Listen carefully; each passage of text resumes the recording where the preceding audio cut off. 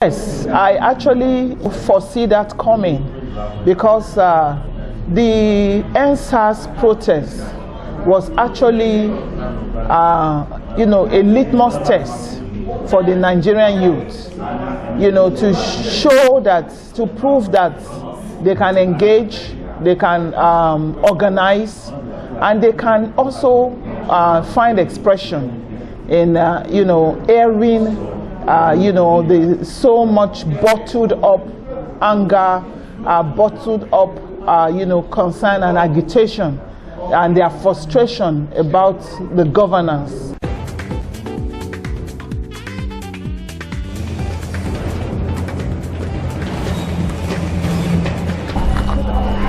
You are welcome to the platform. My name is Oluwalu from Da Silva. I'm the anchor for this program. The next 30 minutes to 1 hour, I'll be taking you through our guests. The platform treats issues on economy, commerce, politics, religion, international relations and diplomacy, and all issues about human endeavor. And with me on today's program is... My name is Eunice Abimbola Agbogun. I'm the Executive Director, Challenge Parenthood Initiative, CPI, a non-governmental organization based in Lokoja, Kogi State, working in the area of promoting good governance, justice and right for women and girls, an empowerment program for youth and the vulnerable. Okay, over the years working with youth and children, what do you think is the challenge that youth have to effectively fit into political roles? All right, thank you very much. Yes, there is actually a lot of challenges that has actually faced the Nigerian youth, which has actually have hindered them from being able to participate fully in governance. A few among those numerous challenges, poverty, unemployment, insecurity, issues around, godfatherism that we practice here in Nigeria, divisive politics, among so many other challenges. So, of course, economic disenfranchisement also is also a challenge that has faced the Nigerian youth. And, of course, this has greatly affected them in being able to fully participate, in Nigerian election and also in governance. Yeah. Do you think the current youth that we have, do you think there is hope that they can fit effectively into future leadership? Well, I would say yes, there is hope. The hope is not completely lost, because I believe that a lot is going on, like what we are doing here today. Savannah Center, has organized leadership effectiveness and accountability dialogue lead, which is a forum to be able to x-ray, how we can enhance youth participation, in governance, and also see how we can use 2023 election as a case study. So, of course, I would say there is hope, because when we organize ourselves like what we are doing now, and by also identifying those challenges and also profiling solutions to how we can overcome these challenges, and also continuous sensitization of the Nigerian youth, so that they can understand the role they also can play, and how they can also reposition themselves, by getting more involved, by sensitizing themselves, and also, see how they can also fit in. I believe that, of course, is going to give hope to the challenges that the Nigerian youth are facing. So there is hope. you know, in the Nigerian youths. Yeah. Okay. With a case study of the NSAS protests of 2020, with the destruction and the number of deaths that followed, do you anticipate such a thing or such a protest coming up again anytime in the life of this country, especially that the 2023 election is approaching?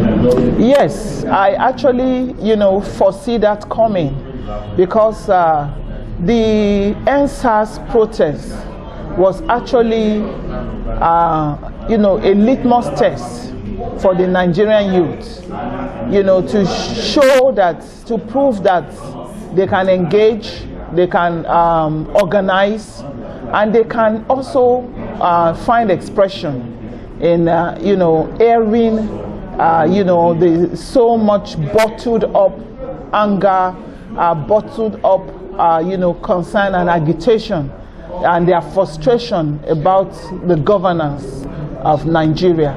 And we all saw that it was a very, very successful protest. And of course, in that protest, there are a lot of lessons learned. So I believe that NSAS protest is a litmus test for the 2023 election, for the youths of Nigeria to talk to themselves again and reorganize themselves, so that we can actually have a successful 2023 election. Like I mentioned earlier, power is never given. We must actually take it. And if we're going to take it with the Nigerian youth, then we must reorganize ourselves so that we can actually take our rightful place in governance. Okay. Do you still believe in the corporate existence of Nigeria? Yes, I believe that our diversity actually is a blessing. And so if we are going to protect that, then we must do everything possible to keep Nigeria as one. And for us to be able to achieve that, it takes a lot of organization. It takes us to continue to organize, continue to engage, continue to talk to ourselves, continue to sensitize, you know, all the different stakeholders, you know, for us to be able to protect, you know, the unity, you know, of this country. It is actually our strength. It is not a weakness. It is our strength if we do everything possible to protect it.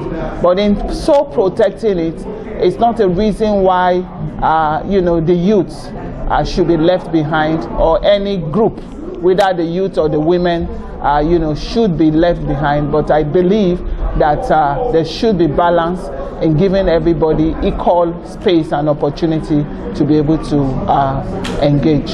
Are you cognizant of the fact that the last protests, NSAS protests, only took part in some part of the country, and the other part of the country, they said they don't need anything like that? Are we still together? Well, I believe so, yes. Of course, the NSAS protest, you will agree with me that that was first of its kind. So anything that is first, usually we have an entry point, and we also have a place where it starts from, which was actually what we saw. It was mostly in Lagos, Abuja, but I believe that